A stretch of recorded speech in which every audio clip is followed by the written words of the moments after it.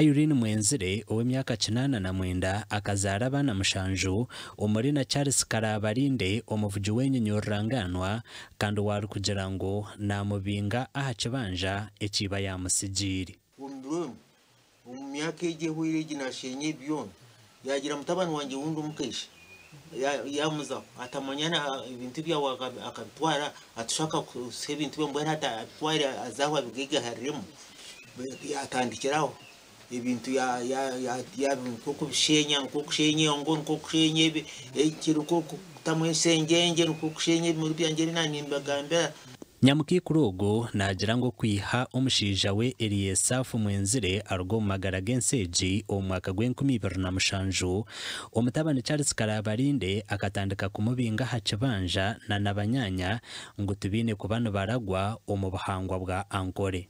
Yagira mutabani wanjye wundi umukesha yamuza atamanyana ibintu byawe akabitwara atushaka kuseba ibintu byo mbona atwara azaho abigega harimo yatandikiraho ibintu ya nko bishenya nko kushenye ngo nko kushenye ikiruko kutamwesengenge nko kushenye muri byangere nanimbagambe. Ekibanje eki nikigambwa kuba nikingana hectares 16 kandi omwaka gw'2020 omukikuru Mwenzire kote nkure yambara ekamuhereza ekihandiko ekiri kumuhereza obugabe okureberera eby'obugiga byiba omugenzi konka nagira ngo omutabani yamuhakanisa. Nkazayo bampa n'ekipapura bampe barangwa ebintu n'ebyaho babingarura kuba bingarura ati nabiye atabakamuha ekikwangara ati ekiti kikwangara yagumiza muyashisha mbwene kandi ko nsoberwa nagaruka mu government mbwene ba umuramuzangize muraza kwija nawe arebe nagira ngo ekiri kumushasha munonga no kureba ngo umwana we oyayezarire arumuna mbonabonesa no kugura abantu abari kutema sinjenje ombwire bw'ecuro amatungo gigakararo Misiri yabaranwa obwa rukwenda ngo aferwe. Then hati nanyo mukasheshe kunzayo bishanga ahi batemire ntozirabira atwoma ndiyo hijana ibogo ajanye ta ngije kure umusurgwe njya nshanga umusurgwe gwa muhogo n'urutoke bone ente zurusisire ija no bukambo bw'amane konka namugamba ntinya zitiremo ni Francis na byamugisha kusindu kwa Charles Karabarinde kuno jangu nkashwerwa handi shebwa fuire bakaize ngwiro ko garuko wabaro tindashwerwa kunazira mundizo mwana hero kuno bari kubinga bakajya ngo umwana umutayi wazira hero ibanya yansigire ntona agumira negisha.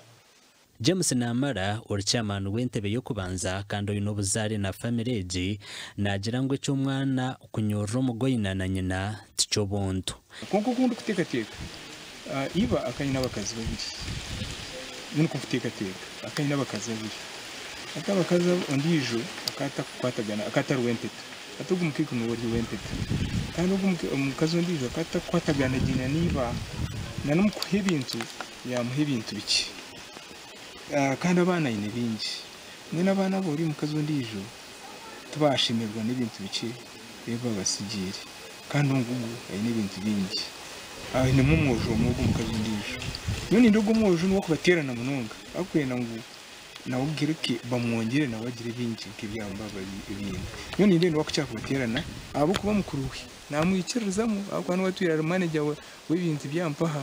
Charles Karabarinde yayahakana ebiri kumugambwaho bitu wenyina nagira ngo ibatarasigireho borago.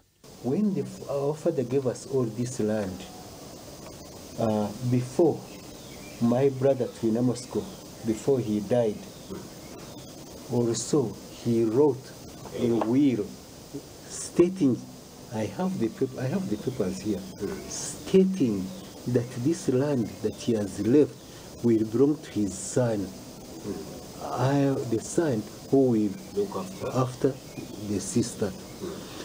But unfortunately, the son died. So there is the small girl who remained there. He was a small kid. He grew up being looked after by mom up to now when she's old enough to take over the land of the father. They want now to take that young girl's land where I said you will never take it. This one belongs to your son, who left the kids. Now his kids are entitled, they must take that land.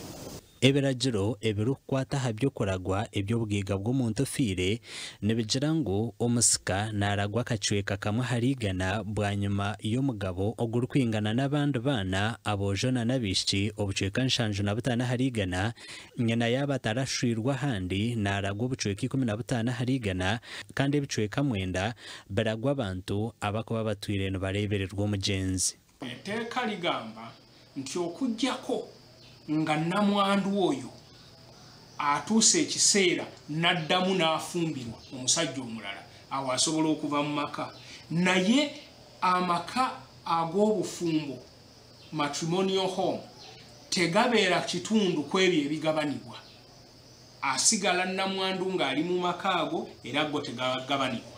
Amakuru agagasha kwa Damba Wiziri.